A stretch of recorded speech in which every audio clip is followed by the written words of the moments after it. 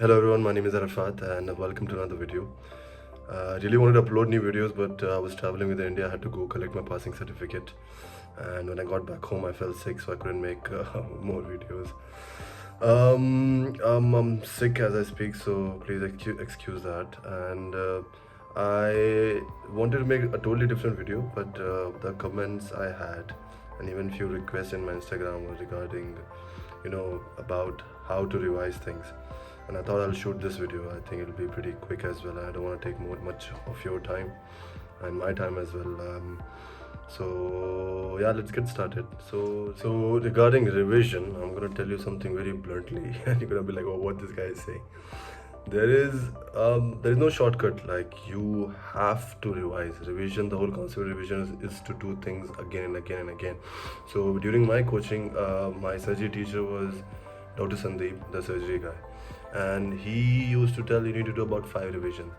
I was like, well, that's easy peasy. And I actually agree with him. When I got into the revision phase, I realized that if someone has done 5 revision, it's going to be insane, like, actually. So, but when I got into the revision phase, I did not have enough time. I have done 1 revision with the test and discussion which was being taken, and the last two revision I had to do very quickly towards the last 15 days. So technically, I had about 3 revisions, you can say.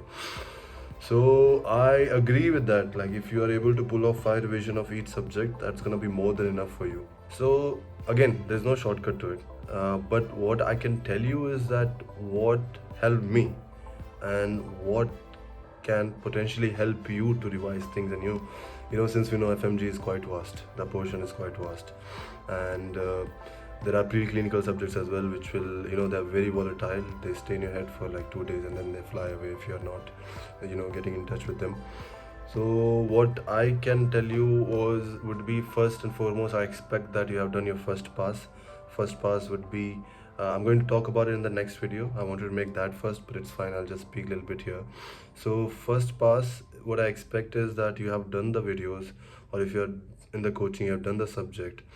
And uske baad, what you have done is you have done all the PYQs. And when you have done all the PYQs, you have highlighted those PYQs in your notes. So when I say highlight, I don't expect you to highlight the whole, when you open your notes, it's full yellow, green, red. But when you highlight in your notes, you highlight that one specific thing or few things, that when you look at that highlight, you're able to recall almost 30 to 100% of the question from where you highlighted. So in between the lines. So that bit is done. Your first pass is ready. You have done the videos, you have done the subscription, and you have notes ready which have your highlights, good highlights as well. So you're pretty much ready to just start revising things.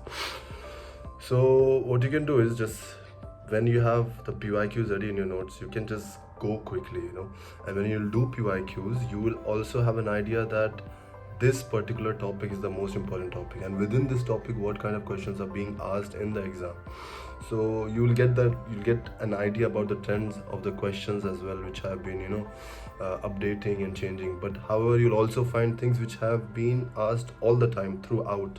So in my opinion, doing PYQs actually, and using those PYQs in your notes, or however it works for you, is one of the best ways to revise your notes.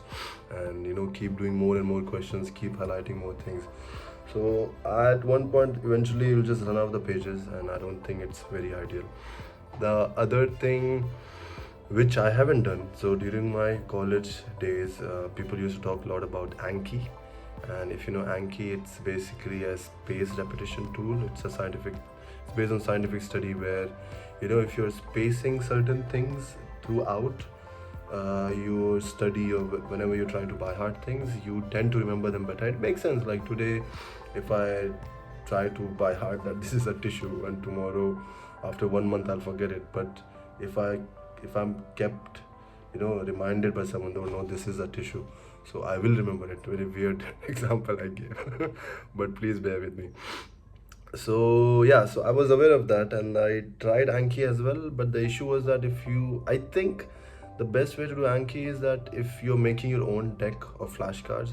So that did not set right with me, especially when I had a lot of sources, I had a lot of coaching, and everything was being done. So I basically I did not do Anki, but I took the idea of Anki, that space repetition is a thing, and it is ideal. Like even if when you will do it, you'll end up doing space repetition. If you're doing one subject today and next time you're touching the same subject after 4 months, it doesn't make any sense. If you're studying properly and you're getting time, you're solving question, you'll eventually like touch these subjects you have left on spaced manner. So what I did was I have just the idea of space repetition. What I did, I thought it was not very ideal. I don't have time to make my own flashcards. So rather what I did, I made a revision book. So in revision book, what I used to do, of course, I used to highlight things in the main notes as well. So, but I also would take like a small screenshot of those notes, or like and put it in a totally different notes. Like I make a revision notebook. Let's say I solved a question about anything inferencing, let's say about snakes, and I just write one sentence of which will be the main concept of that question and that answer into that revision note with just one line. And if I need, maybe I'll just put like pictures of snakes, because those are being asked as well. So I'll put like 3 different pictures of snakes in right below it. So to be just 3-4 lines, it will get covered the pictures as well. I was using tablet, so it was easy to compress and resize those pictures, so it wasn't taking much time. So there is that. And I think, yeah, the ideal thing is to do via PYQs and questions, because okay, even if you have the highlights ready and you're just reading the notes, it doesn't train your brain, because that's not what is required in the exam. I'm sorry, I'm sweating. The thing which is required in the exam is to have that critical thinking and solving that question in that given time. So keep doing PYQs, and PYQs will help you revise in a way. Like for example, the same question, the same topic about snakes, right? So there's one question which is commonly asked about what to do and what not to do if you get bitten by the snake, right? So in that, I was like, okay, when I read it for the first time, I was like, damn, it's damn easy. It's not gonna be that hard. If I see this question, I'll be easily like solving it. But when I got that question in a test and discussion, or a random custom module when I was doing, I couldn't do it. So I was like, it's so simple, and yet I got it wrong. So what it will train you is to have that critical thinking and have that the fine line where they can ask you things which can mess up with your thinking. It's not like they're trying to make it much harder, they're not trying to twist it. It's just that my brain is not able to comprehend what they're trying to ask. So I have to train my brain in a way that they are demanding. So let's say I got confused in whether to put soap or not. I will write that, and then I'll think what else they can potentially ask in this particular topic, and maybe I'll highlight that as well. Maybe if needed, I'll take a screenshot of something and put it in my revision book. So yeah, I think that space repetition bit was working. Another way I was using space repetition was that my anatomy I did from Dr. Azam, great teacher, whatnot. He did not take it continuously, and it's a very hard subject to me, at least anatomy, to remember, to see things, and tell which structure is it. It's crazy to me. So I thought it was very weak for me. Then second one was PSM. I did not think it was hard, but I knew that this subject can give me 33 marks, and I need to get good at it.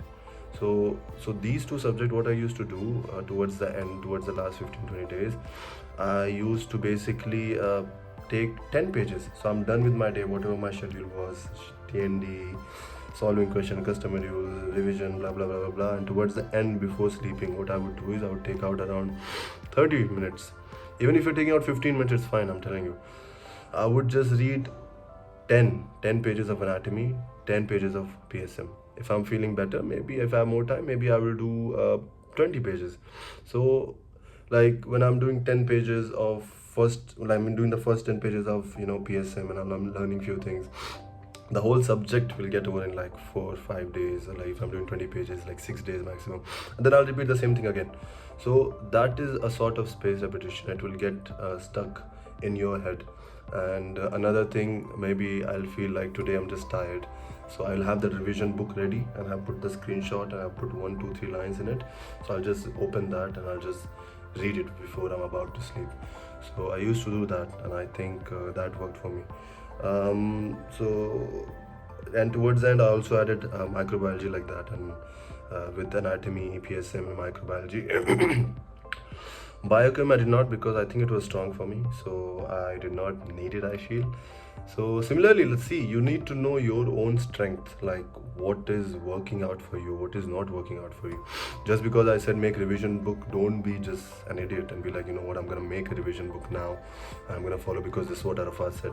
Don't do that. See what is working for you. These are just my personal opinion, things which worked for me, things which I think are like, you know, would work out for others as well. So yeah, pretty much that. And I would make my next video about certain few other, like, so I had my main sources which I talked about in the previous videos, but I also had few extra bits like telegram I used to do. I also used to do few YouTube videos, and about Anki as well, some extra sources I had. So I will talk about that, and I'll talk about how to crack those exams. My upcoming videos will also be about the towards the end month preparation, also about what needs to do few days before the exam, what needs to do, what you need to do like on the day of the exam and whatnot. So yeah, keep yourself tuned. And again, if this video helps you out, I'm extremely grateful. Drop a comment so I can reply back to you. If I can help you, that's gonna if I can help you and it's gonna make a change, and I think that would keep me driven as well to make more videos. I eventually want to start teaching, but I feel I'm not that knowledgeable. So as of now, I'll keep few videos about advice and how to approach things. But eventually, I think I would like to transition into few videos, like short videos, you know, where you're just watching for 10 minutes, like, because when I used to study, I used to find videos of like 3 hours, 2 hours. When I'm eating food, I want to watch, it doesn't make sense, but rather 10-minute video or 15-minute video which will give you a decent amount of value. Anyways, thank you so much, and I really appreciate it. For the last 2 videos, the amount of comments and subscribers or the support I've gotten, it means a lot to me. And yep, until next time, thank you so much.